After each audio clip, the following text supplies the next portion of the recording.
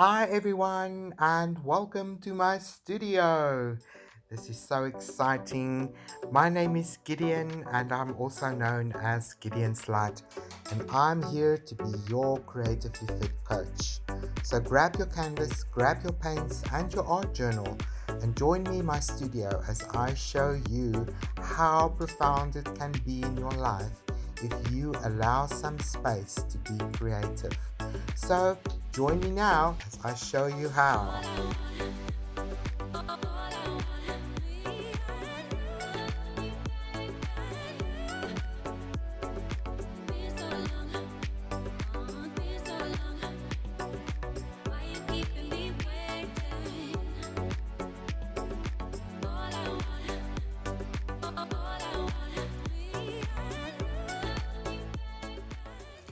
Hello everybody and welcome to my studio. It is me, Gideon, and I am excited to get going with our next creative prompt for week 7 already. This is so exciting. So I already prepared the page with some acrylic ground because I don't want to waste any time in being creative and having fun and waiting for paint to dry. And maybe as you gather from the art supplies around me, the prompt for this week is the color brown and gray, or also known as neutrals. And we're also going to play with lines, any kind of line, straight lines, thick lines, thin lines, crooked lines, wavy lines, dotted lines, short lines, long lines, any kind of line. So that should really open up a whole variety of possibility for you to play with in your art journal. Now let's look at the color brown and some of its meaning in psychology. Brown gives us a sense of strength and reliability. Isn't that beautiful? Brown is often seen as solid, much like the earth, and it's a color often associated with resilience, dependability, security, and safety. That is so beautiful. I particularly like that it is a color associated with resilience because that is one of the major attitudinal characteristics that I like to focus on as a creative coach, to help people remember that we are naturally resilient. And then let's look at the color gray. There is a lot of information on the internet, so do your own research and see what you resonate with, because we will all interpret it in our own way. But this is something that stood out for me and that I resonate with. Grey is the color of the intellect and of compromise. It is a diplomatic color, negotiating all the distance between black and white. We typically consider grey to be conservative, elegant and cool, though it can be a bit mysterious. I quite like that. That is always a lot of fun to look at. So without any further ado, I'm just gonna get some line ideas going here. So I've got a page covered with grey, and I've got a page covered in burnt umber, or raw umber, raw umber. And I'm continuing the theme of having 2 pages to play with and to have some contrasts. So I thought, to start off this exercise, I'm going to divide this page. Oh, forgive me, I just had a sneeze there.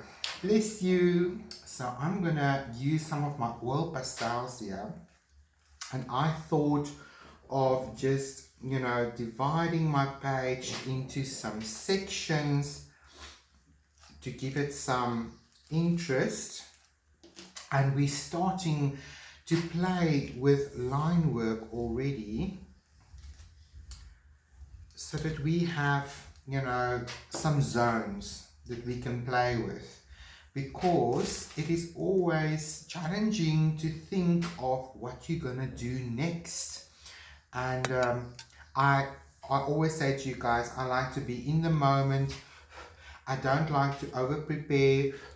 before the time, so that you sort of get the vibe that I have when I come to my studio and I get into my right brain and into the moment, and I don't like to overthink things.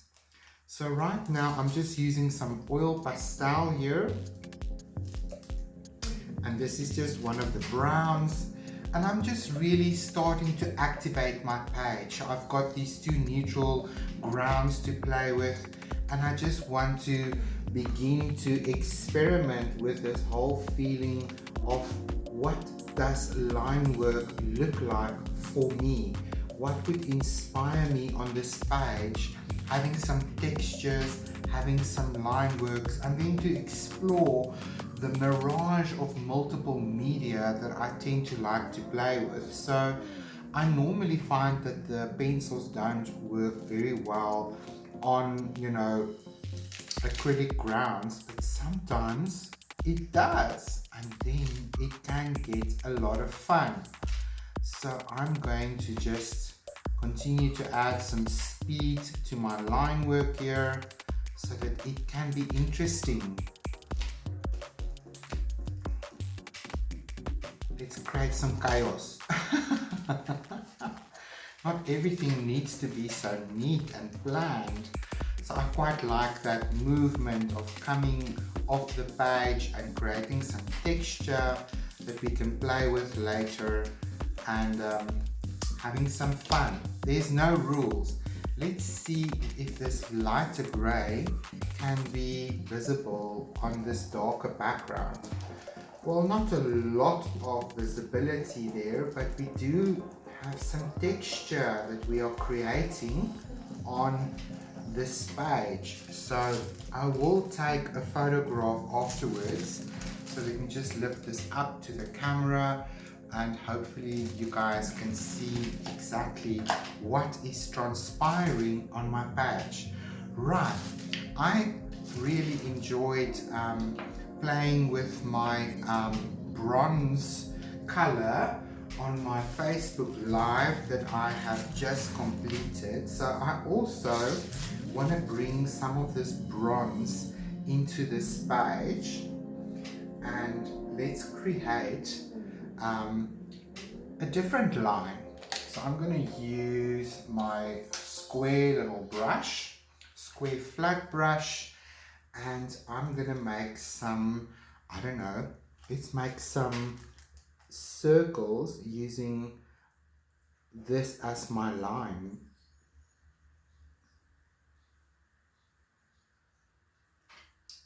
I realized through all of these creativity exercises that circles for me is definitely one of my go-to shapes. So it's nice to note as you go forward, what kind of patterns or line work do you like to repeat, or that you tend to go to all the time? Because that forms part of your art ethos or your art language. And that's important to know, because understanding, the things that give you joy when you create can really empower you in your creative practice going forward. And when you go to the canvas and you want to create interesting art, then you sort of know instinctively, what kind of shapes you can play with that speaks of your own internal language that you want to share with the world. I think many times we end up in front of a blank canvas and we have no clue where to start, or we tend to want to copy other artists, which is great, especially if you are a beginner, because we learn so much from imitation. We learn like that as children as well. We imitate our parents and our caregivers, And that is why we always say to caregivers and parents, be so mindful of your behavior and your language in front of children, because they tend to mimic us. Monkey see, monkey do. So as an artist, it's a great way to begin and to practice and try something out by maybe copying what other artists did.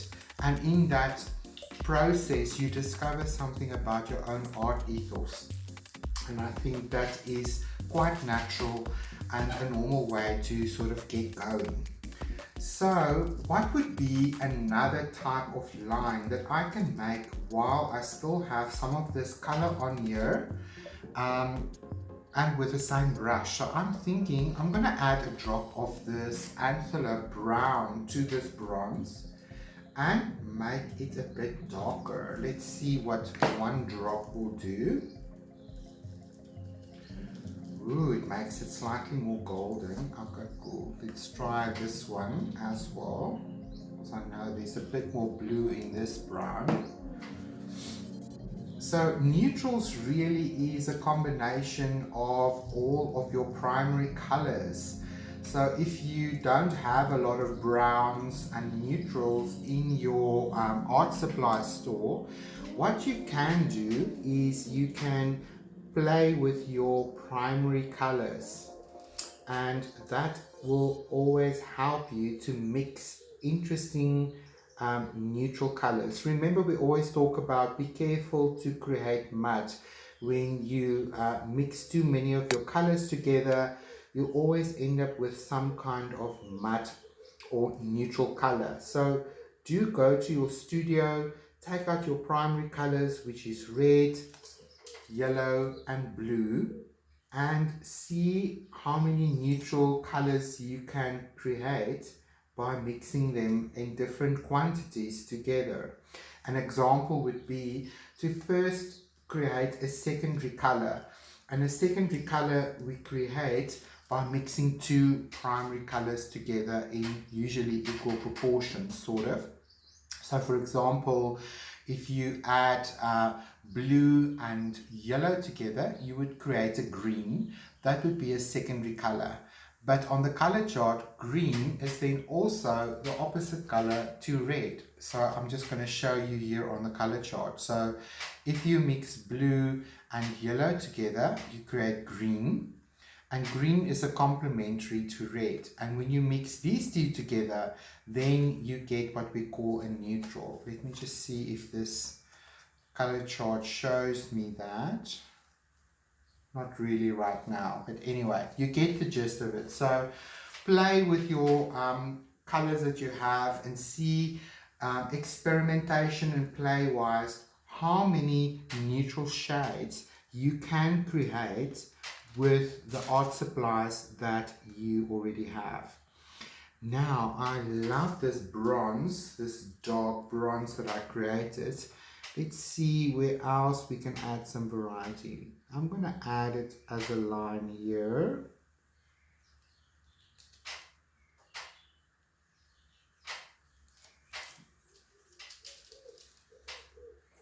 And like I just told my Facebook group participants, when you come to your journal and your studio time, try to have fun. Give yourself permission to experiment and to play and to try something new.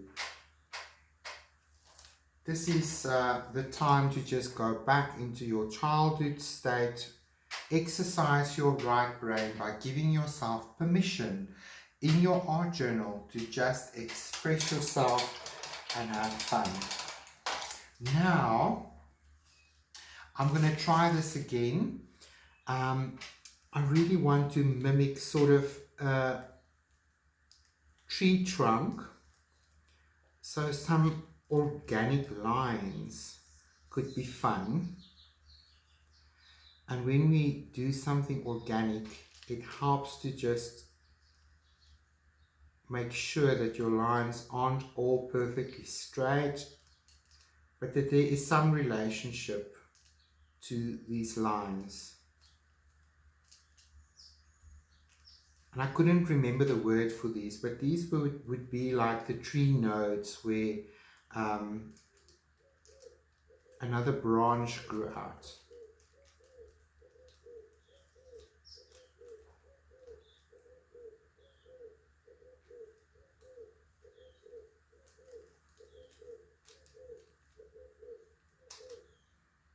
I hope that sort of resembles a little bit of a tree branch, something that I will have to maybe continue to practice and play with until I'm happy with an end result that for me speaks more of that. I think that's helpful. Close that circle a little bit of, you know, some wood we would like to see some wood because there is some brown there. Okay, let's see what we can do here. We need a bit of contrast, so let me play with this light beigey color, and these are water soluble oil pastels from Montmartre, and I always think they are fun because they're so rich in color and easy to play with. And if you want to try, you can activate it with water as well, but I'm going to leave it as such because that's fun. I think this page needs a little bit more gray, so I'm going to just do some gray, light gray circles in these bronze ones to continue to add to this design in some way. Right, switching to another medium, I'm going to bring in some of this antelope brown into my little jar, and I'm going to add a drop of gloss medium just so it is a little bit shiny, and also it gives me a bit of a glaze, and it also prevents my the ink from drying too fast. Sorry guys. So let me just mix this in a little bit, and then I'm gonna actually enhance this chaos a little bit. Why not?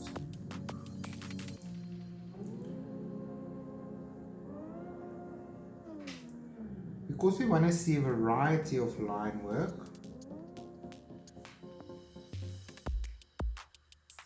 so let's add more chaos.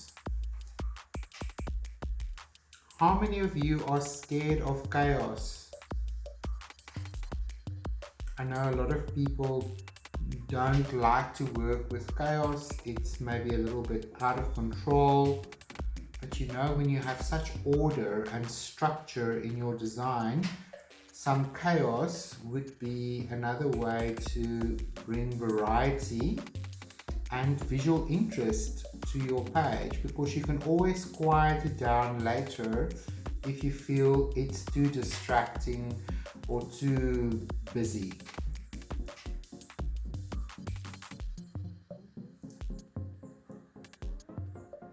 That's definitely a variety of line work. On this page we have straight lines, thick lines, thin lines, chaos lines, organized lines. That's a lot of fun. Okay, let's add more lines to our little circles. I'm just gonna use short little lines. I haven't done that yet.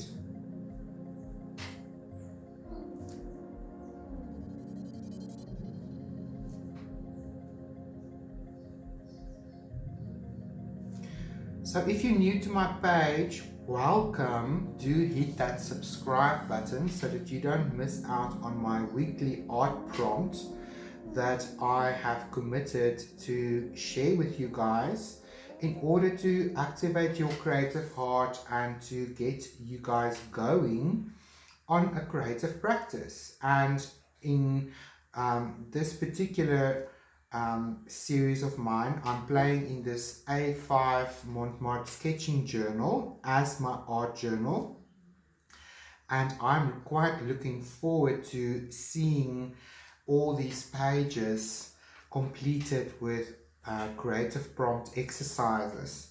And I am excited to be here every week to share with you guys a prompt and some ideas to get you going so that it's not so difficult when you do go to your art journal or your art studio, or you go to your get going on your creative journey. I know what it can be so frustrating to sort of have ideas, and where do you begin and what do you do, and you only have a limited amount of time, because I know that life is busy. So I don't want you to waste time looking for ideas and inspiration when you go to your art studio, or you finally have some time to play in your art journals. So having a prompt is definitely one way to use that time effectively and to begin to develop your own art ethos. Now, your art ethos really speaks about your own art language and the marks and the way that you make those marks that emanate or come out of your body. So some of us only recognize that much later in our art journey, and it is through repetition of our art exercises that we begin to realize, okay, so I like to make circles, or I like to make squiggly shapes. It really excites me and gets me going. And you wouldn't know that unless you repeated that a number of times and recognized that that is, what is happening for you. So that's another big reason behind my art journal prompts, my creative prompts for you, because it will expose you to more than one theme, more than one way of doing things. And who knows, we all sometimes need a bit of a muse or a catalyst in order to get excited about what we are doing. So I hope that this really gets you going and excited, and maybe even introduce you to mediums or techniques that you haven't tried before. And if I know one thing, playing in an art journal is really giving you the permission to try something new, because we don't want to waste expensive art supplies or expensive canvas. Not that it's ever a waste to use and play with your art supplies. I believe that's exactly what it's there for. But I think playing in a little journal like this gives you permission to play and experiment and try something new without worrying so much about producing something that you can either give away or sell or anything like that. I know as Westerners, we tend to want to monetize everything, and if it does not have monetary value, then, is it really worth it? I do believe it is. So you can also drop me a comment on that. Tell me what you think. Must all art have a monetary value? Must it be on such an excellent level that it is something you can sell or give away? When does it classify as art for you? So this is my challenge for you this week. Get out your neutrals, your browns and your grays, and play with various lines: curly ones, straight ones, thin ones, thick ones, wavy ones, any kind of line. Let that be your inspiration. And then also please do take a photograph and share it with me on our Facebook group called The Creative Heart. I always provide a link in the description of this video where you can easily find us and join us, where you can share your versions of this exercise with us, and I'm looking forward to that. So thank you so much for spending time with me, and I will see you guys again next week as we continue to play in our journal. So thank you, and bye bye for now.